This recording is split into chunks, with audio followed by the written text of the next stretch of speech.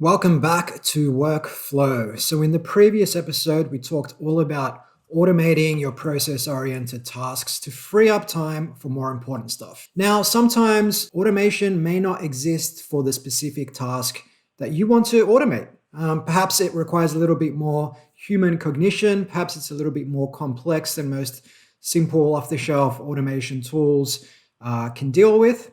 And that's where outsourcing comes into play.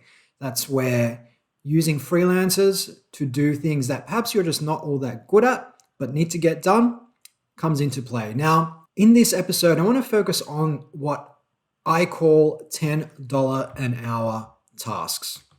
Now, if you look at the screen, you'll see a table. Now, this table comes out of Perry Marshall's book, 80/20 Sales and Marketing. And you can see a copy of that book up in the top right corner of the screen now. Now, as you can see, there are $10 an hour tasks, $100 an hour tasks, $1,000 an hour tasks, and $10,000 an hour tasks. What percentage of your time do you spend on $10 an hour tasks? I'd love to know. Please leave a comment below. Now, far too often when I run workshops, webinars, when I give talks, I'll ask people, and typically these people are high-paid executives, typically six-figure executives working for large organizations, venture-backed startups, and the like.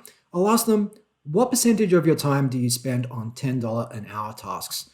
And typically the answer is about 50%. Now, at the same time, I'll ask them, well, what's your hourly rate? And it's never less than, say, $100 an hour.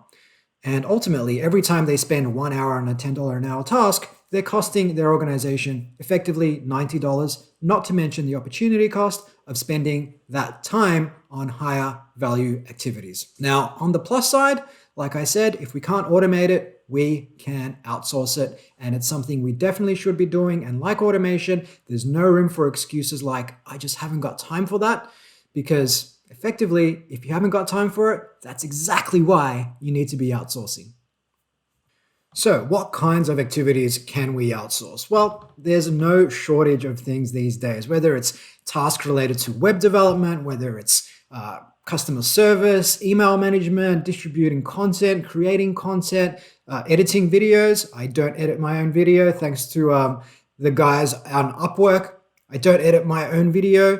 For example, podcasts, analytics, reporting and communication, content creation, payroll, scheduling, administrative tasks, data entry, presentations, graphic design. There are all sorts of things that you can turn to freelancers online to do for you. Sometimes you can find people to do rudimentary activities for something like $5 an hour. In fact, that was the underlying premise behind Fiverr.com, Fiverr. There'll be a link in the show notes for you, which is all about getting people, perhaps in developing economies, to do work for you for $5 an hour. And of course, in those economies, that's not a lot of money, but it's not something to snicker at. In fact, it can buy those people a livelihood, while for you, it can essentially help liberate you of time to invest that time into higher value activities and essentially do away with the stuff that perhaps you just don't like doing all that much or aren't very good at. Now, it's important to remember that when you outsource an activity, it's not just big ticket activities. It's those small activities that you do throughout the day that can add up to a massive time suck over the course of a year. So for example, on the screen, you'll see a simple table that I've put together. Now, if I have one activity that I do, say, 5 times a day, and that activity takes 5 minutes. 25 minutes a day, that's about 125 minutes or 2 hours a week. That quickly adds up to 15 days per year. 2 working weeks, actually 3 working weeks that you can reinvest into other more valuable things. And as I've discussed in a previous episode on task switching, every time you switch tasks, it costs you about 23 minutes to get back in the zone. So just by removing these activities, not only are we saving time directly, we're also eliminating the task switching that comes from having to move from whatever it was we were doing to this other administrative activity that we are now going to outsource. Okay, so what should you outsource? Well, there's no hard and fast rule, but there are 5 things I like to look at when it comes to outsourcing to help guide your outsourcing decisions. Now, firstly, of course, if it can't be automated, because ultimately, if we can automate it, then we should do that. It's probably going to be cheaper in the long run. And we're also going to basically eliminate the risk of human error, we're going to eliminate people moving on and have us having to find new people to onboard and give them the activity to do. So if we can automate it, we should definitely automate it, providing the cost is not prohibitive to do so. Outside of that, we want to look at activities that are low risk. So if it's done incorrectly, a whole business doesn't collapse, right? So things that are sensitive, for example, things that may pave way for privacy breaches and things of that persuasion, we definitely want to be careful with stuff like that. So things that are low risk is definitely number one. Number two, stuff that's not core to your business model. So your business really should be about a solid value proposition. You're giving value to people that for them, the buying equation is obvious. It's obvious why they should pull out their wallet and give you money. Now, if you're outsourcing what's core to your business, then the question really is, well, what are you about if you can just outsource whatever your value proposition is for $5 to $10 an hour? That doesn't really make much sense. So whatever your secret sauce is, your magic formula, no doubt, don't outsource that core offering, but outsource the stuff around that that's going to support your delivery of that secret sauce, of that magic formula, whatever it is, to your audience. Number three, repeatable tasks. So if it's repeatable, if it's something you find yourself doing every day, once a week, once a fortnight, 2 times a week, whatever the case is, that's the kind of stuff that really signals that it might be something that you could outsource. I mean, if you're doing it once, well, sometimes the cost of actually creating instructions, finding someone to do that for you and so on might actually be surplus or might exceed the cost to you just doing that activity once yourself and moving on. Number four, not your strength. So all of us have strengths and weaknesses. Now, of course, there is a lot of narrative in the culture that says, if you've got weaknesses, you should address them. And we should to some degree. But what's going to distinguish us from everyone else isn't our weaknesses or isn't us elevating our weaknesses to everybody else's baseline. It's our strengths. Where can we dominate? So for example, I've worn a lot of hats in business over the years, but I know that I can dominate when it comes to writing articles and using that in my content marketing plan to generate leads, to generate business. That's where I am at my absolute best. So I'm going to spend more time there than I would on other things that don't really align with my strengths. So you want to focus on strengths alignment, and any amount of time you're spending on stuff you're just not that good at or mediocre at, it's time you're not spending. It's energy, cognitive energy, physical energy that you're not spending on that stuff where you are at your absolute best, the stuff that's really going to differentiate you from everyone else. And number five, process oriented. If it's step by step, if it's algorithmic, if you can turn it into a video or a step-by-step process document, then you should probably outsource it. I mean, if it requires a certain amount of cognition, complexity, if every time you do this task, it's different, then perhaps you might want to keep that in-house unless you can find someone who's an absolute rock star freelancer to do that work for you.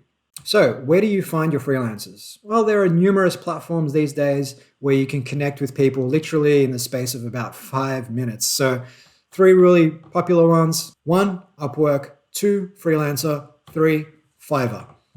Regardless of what you're looking for, you'll find someone on these platforms to help you get the job done and free you up for high value work. So on the screen, I have an example from Upwork. Now, as you can see, I'm going to search for talent, and I'm essentially looking for people to help me with email marketing, creating an email drip feed. So within seconds, I've got a list of people. I can filter them by their hourly rate, $10 and below, or more than $10. We can review the results. We can see how much feedback people have, whether similar to what you would find, say, using Uber. Are they 5-star? Are they 4-star? How much work have they done? How much money have they earned on the platform? What does their portfolio look like? And literally within minutes, I can send this person a message. We can have a quick conversation about their capabilities, and I can hire them to do some work. It is really that easy to augment your team nowadays. Now, this essentially goes back to something that Ronald Coase wrote about in the 1930s. So he was a management professor, and he wrote about something called the nature of the firm. Now, he found that organizations grew in terms of headcount because external transaction costs were greater than internal transaction costs. So the cost of you working with people outside the organization and having them deliver work for you was really high proportionate to internal costs. So when you have people inside the building, you're not worried about onboarding, reconnaissance, training, all that stuff. They are in the building. They've already gone through all of that. It's much cheaper to work with them.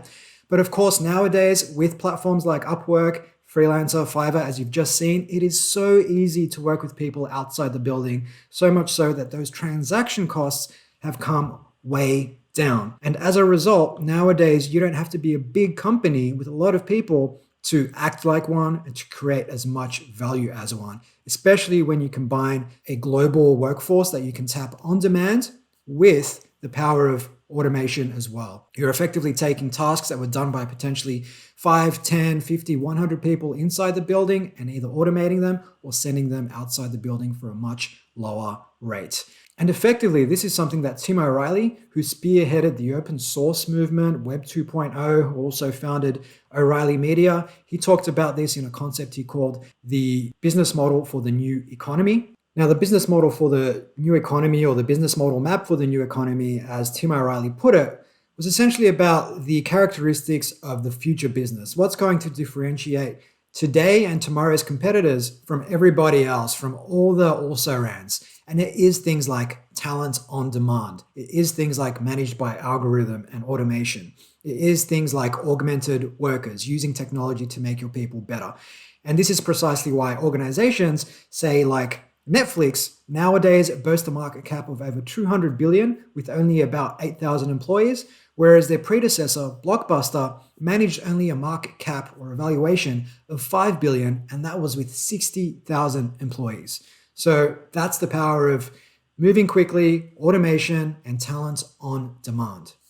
Now, oftentimes people try to outsource and then for whatever reason it doesn't work and then they insource. We see this in small startups. We also see this in large organizations. Now, the reason for this is because you can't leave anything to chance. Oftentimes when you're providing people tasks, you need to be very explicit about what to do and not leave anything to assumption, especially if you're only paying them $10 an hour. You can't expect too much. Now, that $10 an hour rule isn't true across the board. In some cases, you might spend $20, $50, $100 an hour. I've spent more in some cases on high value work. And I just want to reiterate that outsourcing isn't just about admin, but it could be about finding an absolute superstar who's going to build an amazing email drip feed for you, who's done it a million times, who knows what it takes to write converting copy, and you're going to pay them $500 an hour. And that's completely fine. It's really about outsourcing the stuff that you're not good at, that's repeatable,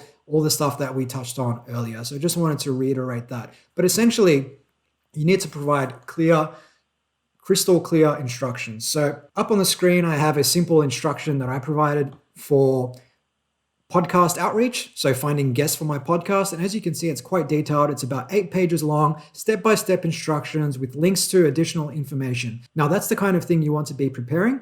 But another thing you might want to do is to essentially screen record you doing a specific task, potentially in substitute of or to supplement something like a written instructions document. Now, even with a written document like this with explicit instructions, you need to cut people some slack, much like you might with an employee inside the building. Give them 2 or 3 attempts, provide some feedback along that journey, and then after that, you should expect them to more or less be across the process. So you also need to take a certain amount of ownership when it comes to outsourcing, and this is why, yes, there is a small cost when you first automate, when you first outsource in getting the wheels rolling. But once those wheels are rolling, it's kind of like pushing that boulder uphill. Once it's at the top of the hill, you push it down and it just rolls all the way to the bottom using forces of nature, and it's almost impossible to stop that ball. That's the power of momentum, and it applies to going to the gym, and it also applies to outsourcing. So I'd love to know what kinds of tasks you're thinking about outsourcing or what kinds of tasks you have outsourced. Just leave a comment below. I'd love to hear from you and perhaps provide some guidance if you're stuck on this particular question.